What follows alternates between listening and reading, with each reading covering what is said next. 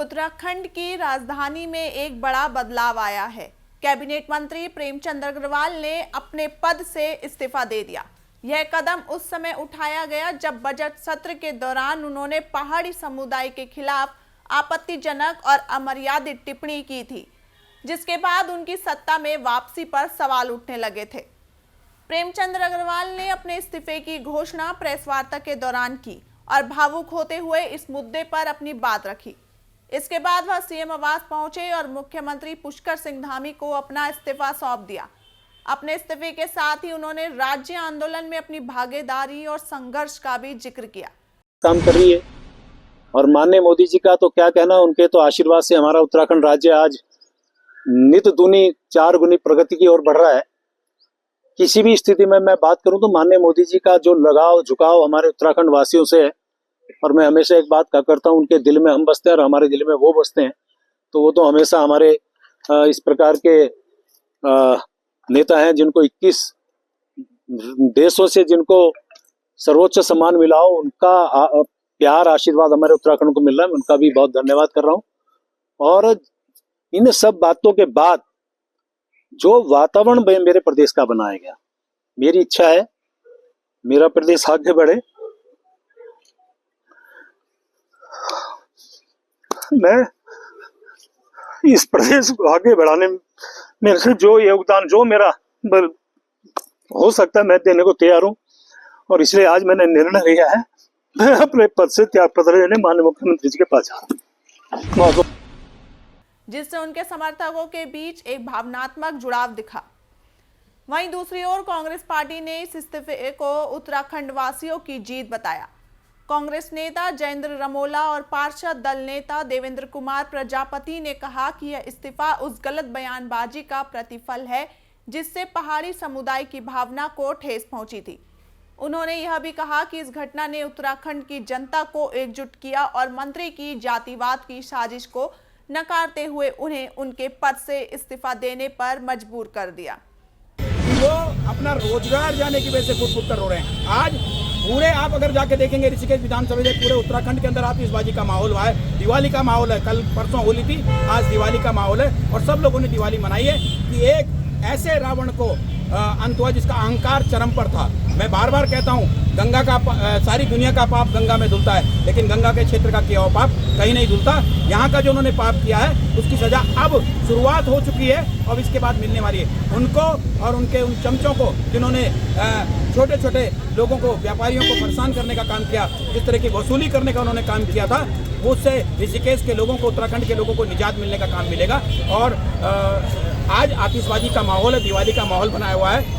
परसों होली थी, आज कांग्रेस के लोगों ने यहाँ पर मातृशक्ति महिला कांग्रेस, यूथ कांग्रेस, एनएसएस, सभी लोगों ने यहाँ पर आतिशबाजी की है। और पूरी उत्तराखंड की जनता का आभार व्यक्त कर, विशेष रूप से मैं ऋषिकेश की महान जनता का आभार व्यक्त करता हूँ कि इस माहौल को जातिवाद में बदलने का काम जो मंत्री और मंत्री के चमचों के द्वारा किया जा रहा था, उसको ऋषिकेश की जनता ने नकारने का काम किया। ऋषिकेश की जनता ने समझदारी दिखाई और उन्होंने ऋषिकेश को मिनी भारत रहने दिया, ऋषिकेश को टूटने नहीं दिया।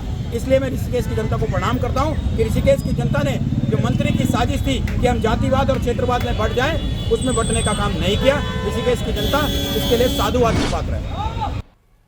ऋषिकेश की जनता, जिन्होंने मंत्री और उनके समर्थकों की विभाजनकारी राजनीति का विरोध किया, एकता का परिचय दिया और साबित कर दिया कि जब बात राज्य के सम्मान की होती है तो लोग एकजुट होकर खड़े होते हैं। इस्तीफे के बाद कांग्रेसियों ने देहरादून तिराहे पर आतिशबाजी कर अपनी खुशी का इजहार किया। यह साफ नजर आ रहा है कि इस मुद्दे ने राज्य की राजनीति में एक नया मोड़ लिया है और आने वाले समय में इससे और भी हलचल हो सकती है।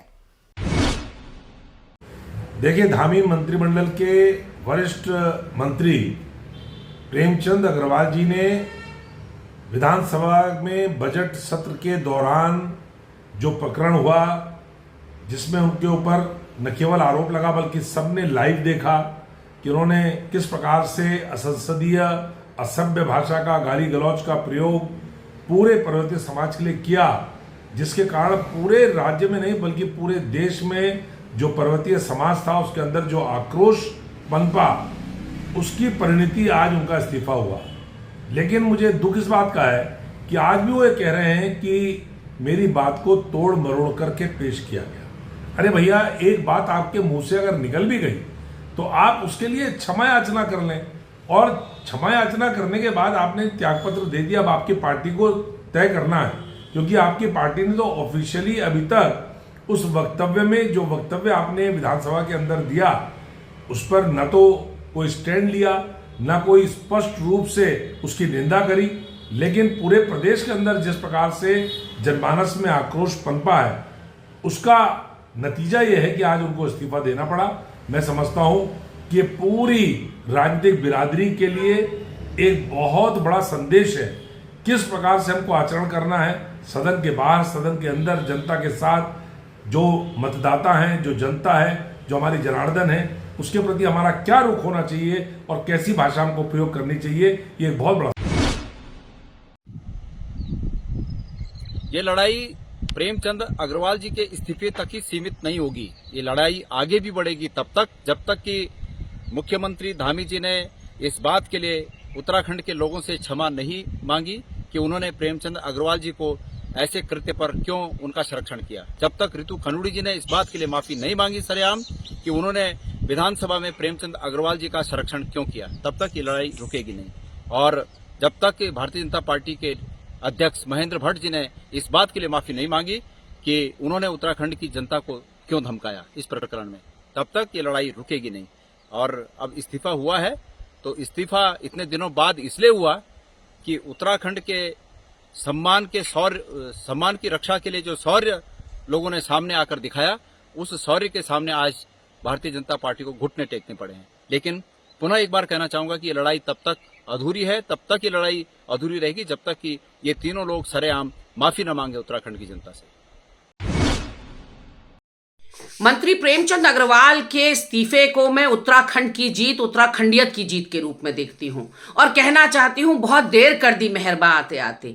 इसलिए क्योंकि लगभग 22 फरवरी के आसपास ये बयान प्रेमचंद अग्रवाल के द्वारा दिया गया और आज ऑलमोस्ट 1 महीना होने को है, लेकिन ना संगठन ने कोई कदम उठाया और ना सरकार ने कोई कदम उठाया। यदि तत्काल रूप से प्रेमचंद अग्रवाल को उनके पद से बर्खास्त कर दिया जाता, यदि भाजपा की सदस्यता से उनको निष्कासित कर दिया जाता, तो जो घाव पहाड़वासियों के दिलों में उन्होंने दिया अपनी बदजुबानी से, अपने बड़बोलेपन से, अपनी बदतमीजियों से, उस पर शायद कुछ हद तक मलहम लग पाता। लेकिन यहां न सरकार ने कुछ किया और न संगठन ने कोई एक्शन लिया और धीरे धीरे लोगों का आक्रोश बढ़ता चला गया। कोई भी और प्रदेश में रहकर आप वहां के प्रदेशवासियों को गाली देने की सपने में नहीं सोच सकते। ये तो हमारा सीधा साधा और भोला भाला उत्तराखंड है जो सब कुछ सर माथे ले लेता है और सब कुछ सहन कर लेता है। लेकिन इस बार कुछ ज्यादा हो गया था।